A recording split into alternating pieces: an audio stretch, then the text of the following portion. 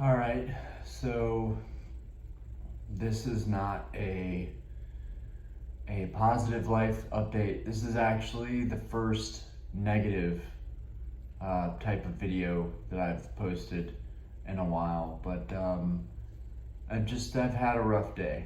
This whole family has had a rough day, and let's go ahead and get into it, because this video is in memory of one of our dearest animals and family members, and we have cried so much today. I am absolutely emotionally drained. Diana is emotionally drained, and luckily Aspen, our daughter, our 2-year-old daughter, she's young enough to where this will be a blip in her memory. But for us, it's going to take some time adjusting, and just with everything I've got going on, I'm always doing stuff, and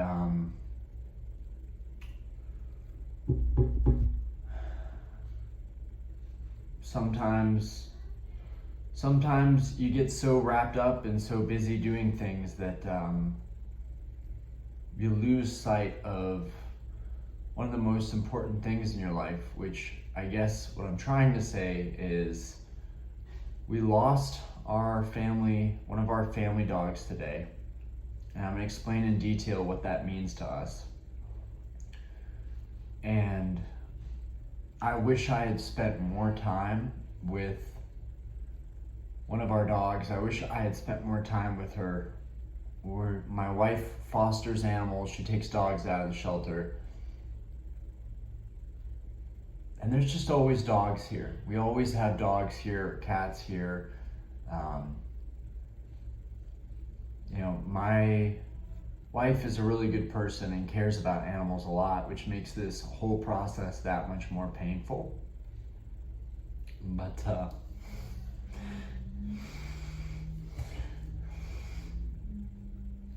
so this is a picture of our 3 Maltese dogs, and here's Cleo, the mom, and here's Yurios, dad, and here's Cali. Cali is the dog that we lost today.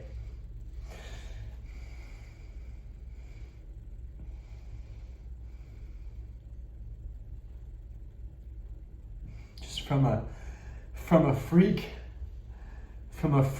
accident that I keep going over in my head, how I could have avoided it. But I really just wish I spent more time with this dog now. Here's our daughter with her puppy. So this is Cali. This is the dog we lost today. And this is Aspen, our daughter. Cali was born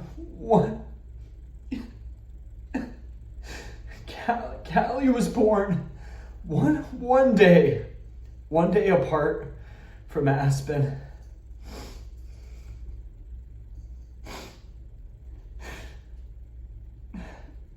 We intended for them to be best friends and for them to spend her adulthood life together.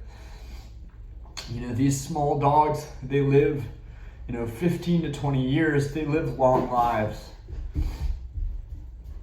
Hey, baby. And Cali was Aspen's dog.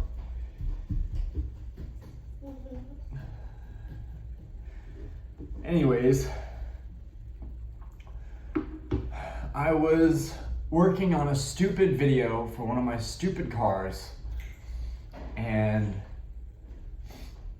someone, before that, the day just started horribly. Let me just start off with that.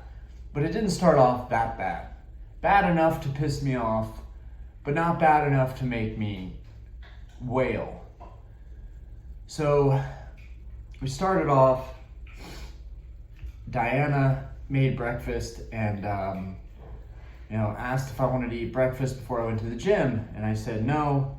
I'm gonna get to the gym as quick as possible, get a workout in, and I'll get home and I'll eat breakfast when I get home.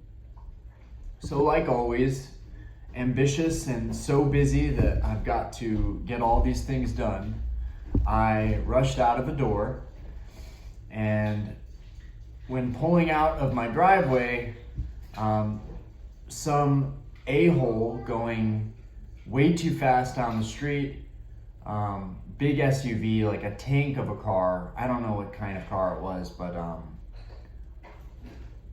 they scraped into my car, and I was furious. I was screaming. I was furious because the day started. I was going to go to the gym, and then I was going to do this. I was going to do this video. And why is this relevant, Orion? Why does this matter? Because I'm telling you guys how I started the day. So they messed up my car, and basically it was a hit and run. They hit my car and they just drove off. I tried to get out of my car and I tried to take a picture of the rear license plate, but they were too far gone. And so I just said, you know what, whatever, stuff happens. I went to the gym. I kind of used that anger and frustration starting the day to motivate me. And, whoa. Wow, baby. Watch your head on this table. And after I left the gym, I came back home and I called my dad and I said, hey, some idiot hit my car today. It's just the front splitter, diffuser, whatever you want to call it. It's a little carbon piece that sits, it doesn't even matter, but it was in the front of my car underneath my bumper. So I got home and I said, babe, I'm gonna rush back out again. I'm gonna go to, we operate and own a bar uptown, and my dad has a lot of his tools and stuff in the bar. So I raced to the bar, we jacked the car up, and I fixed it. Well, in my haste to leave the house, I think Cali slipped out behind me.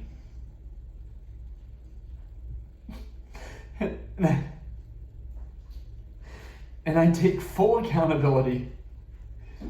Sometimes it's an accident. Sometimes dogs slip out. You're not paying attention. Our dogs are rather small, so that's even easier. We always let them run around in the backyard, and we make sure to close the gate. But I was hastily leaving the house. I didn't close the gate. And after I fixed my car, which did not take long at all, 5 minutes in, my wife calls me right before finishing and says, Callie's missing, she's gone. And sometimes she goes into our back neighbor's yard and they call and we have a tag with our number and it lets us know that Callie's there. So I figured no big deal. It just be like every other time, and Callie will be fine, and we'll find her. So I'm gonna head home so we can find the dog. On my way home, I get a call from a random number. I figured this has to be the number of somebody that found our dog. And sure enough, it was somebody that found our dog. And like getting hit this morning, someone hit our dog and drove away. We don't know what kind of car it was, but it happened like that. So they sent me the location. I send Diana the location. I'm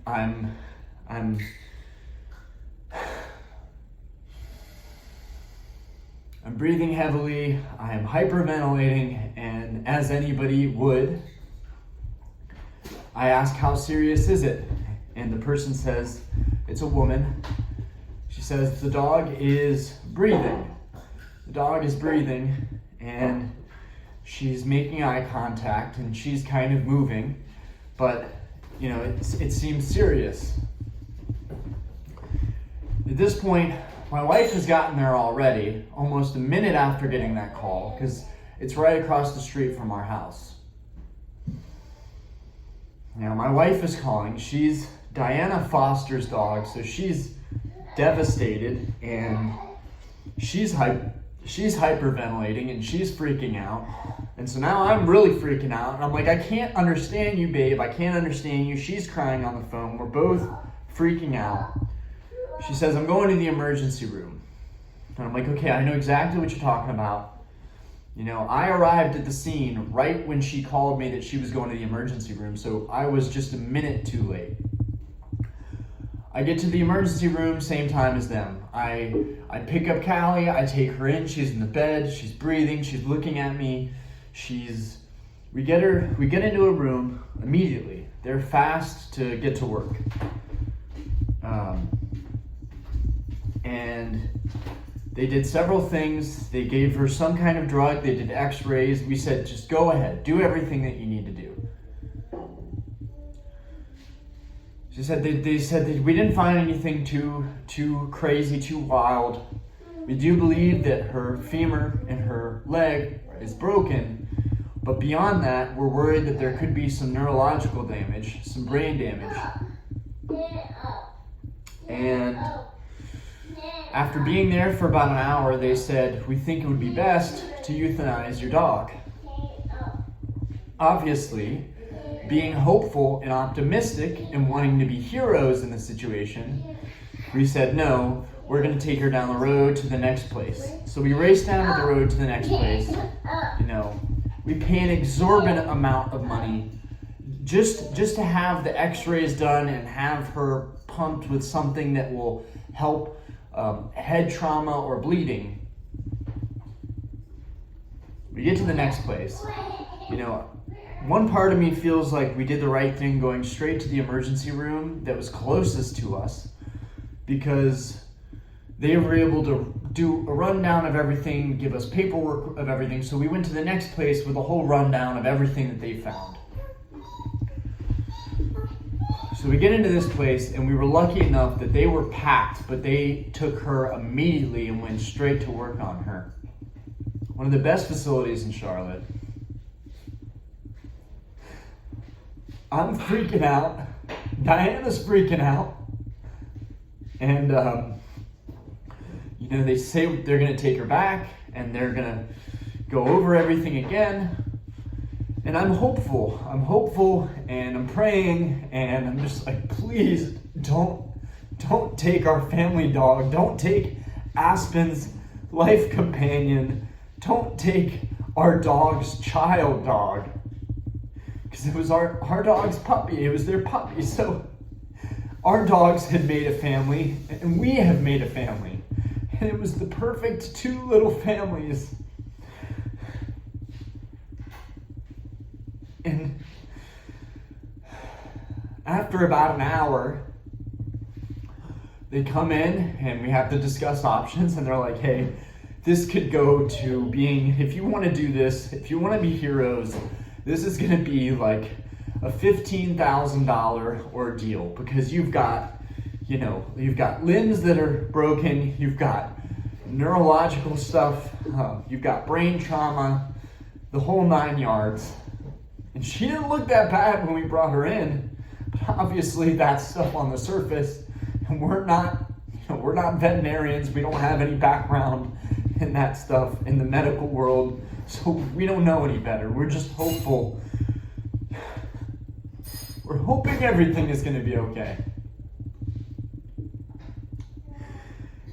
And I said, can we just have a moment to discuss things? Because on the fly like that, you're very emotional, and you need to think things through.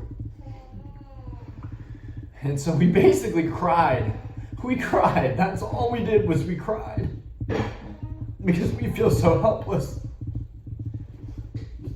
And I had to watch the woman that I love bawling. Meanwhile, our daughter's with us. And she's not going to remember any of this, hopefully. But it's a traumatic thing. And we recently had some traumatic stuff happen to our household. Recently, and I'm not going to go into that. But it just feels like these past couple weeks, Like, feels like we can't get a break. Anyways, so after thinking things through, we thought about the consequences of going through with everything. And we had about a 20% chance that things would work out for Cali. And they had their best doctor there. You know, he felt very confident that if we went through with this, the best we were going to get is a 20% outcome, things work out. And he said that families come in with a blank check and say, you know what, money's not a concern, spend everything. And he said in the 3 years that he's worked there, they've saved one dog. And that told me everything right there. At that point, we were defeated. And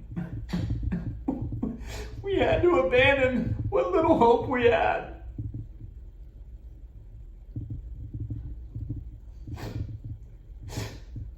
And so, we lost a family member today.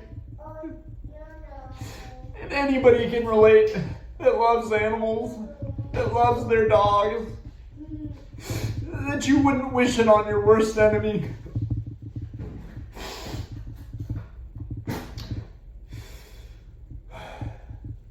And we told them that we just wanted to see her for a few more moments and get to spend some time with her.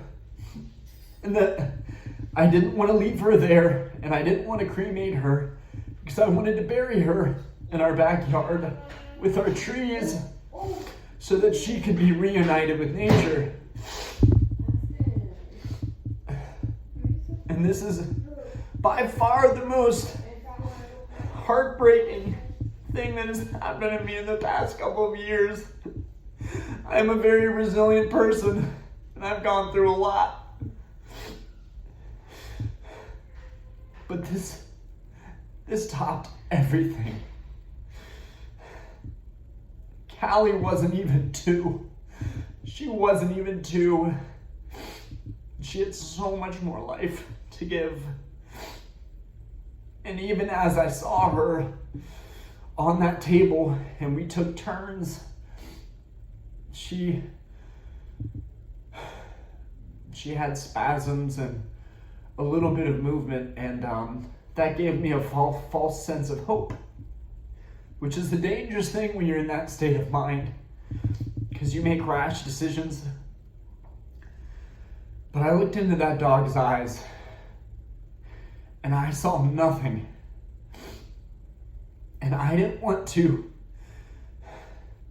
continue the painful journey that we were about to embark on, this family was about to embark on. I didn't want to suffer. I didn't want Aspen to suffer, even though she's really too young to go through that.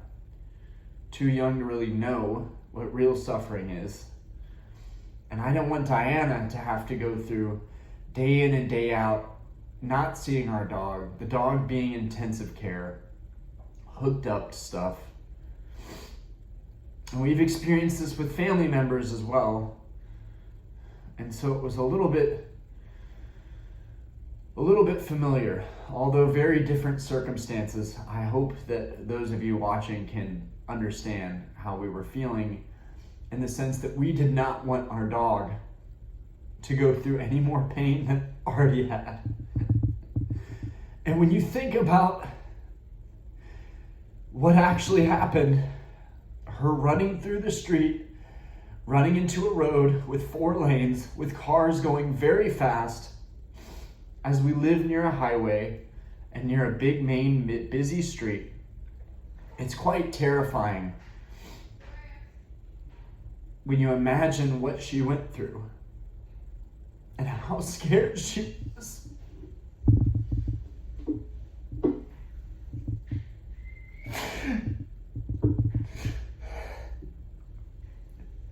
And I'm just glad that we were there for her.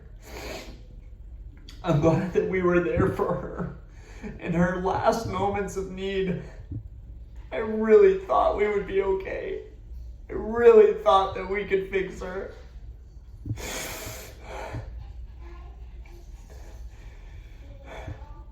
wanted her to go peacefully.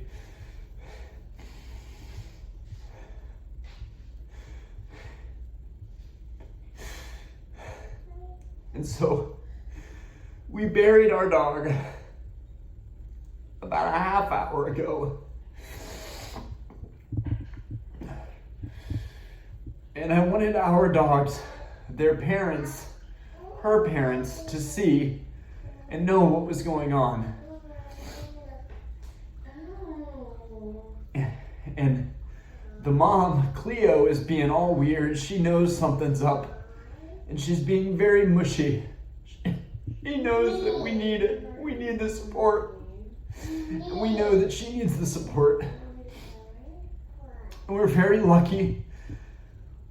We're very lucky that they didn't all slip out. I don't know how it happened. I raced out the door to fix my car. And there's so many things that I wish I would have done differently.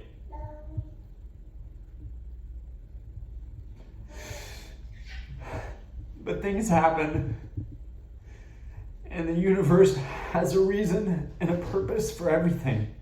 And I'm a firm believer in that. And from here on out, I'll be closing the gate. I'll be checking to see if all the dogs are here. If Diana continues to foster animals, and that's really important.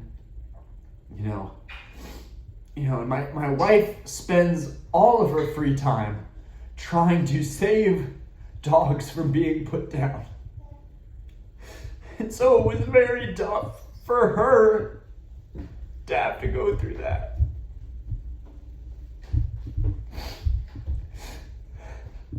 And so, if you guys could, in memory of Cali, if you guys could just say a prayer for her, for this tiny little dog, and just keep her in your heart.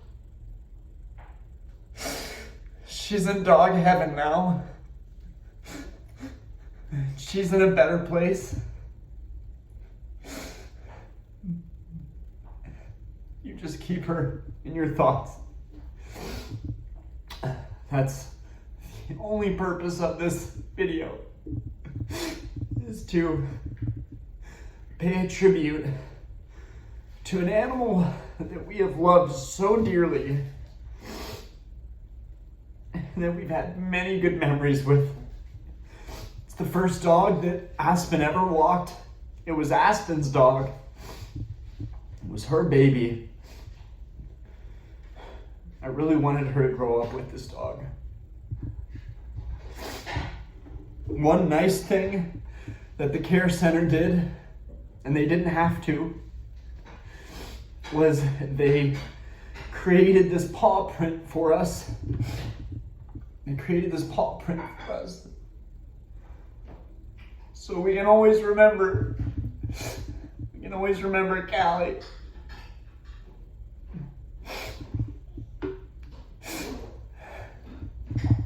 I don't know what else to say.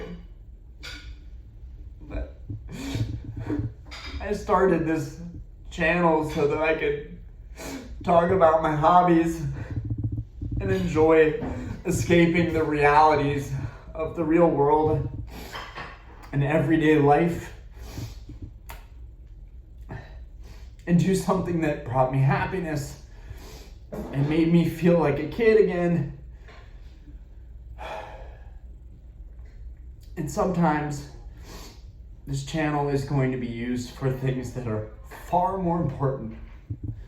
And so I'm very lucky and grateful that I can share with the small community that I've built what has happened to our dog, and hopefully get some prayers from everybody around the world for Cali.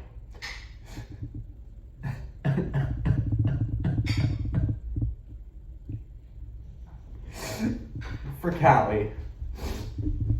Prayers for Cali. Cali is in a better place. Diana, I don't know if there's anything that you want to add.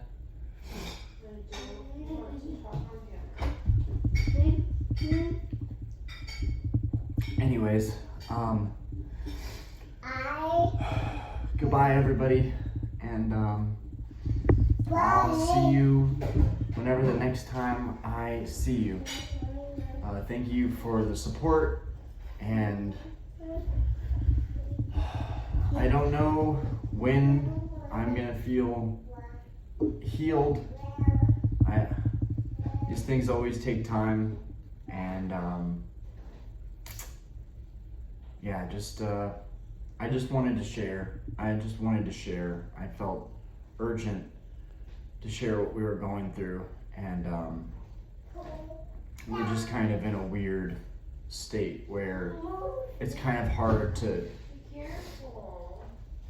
get back to reality and move forward, and yeah, so anyways, goodbye guys.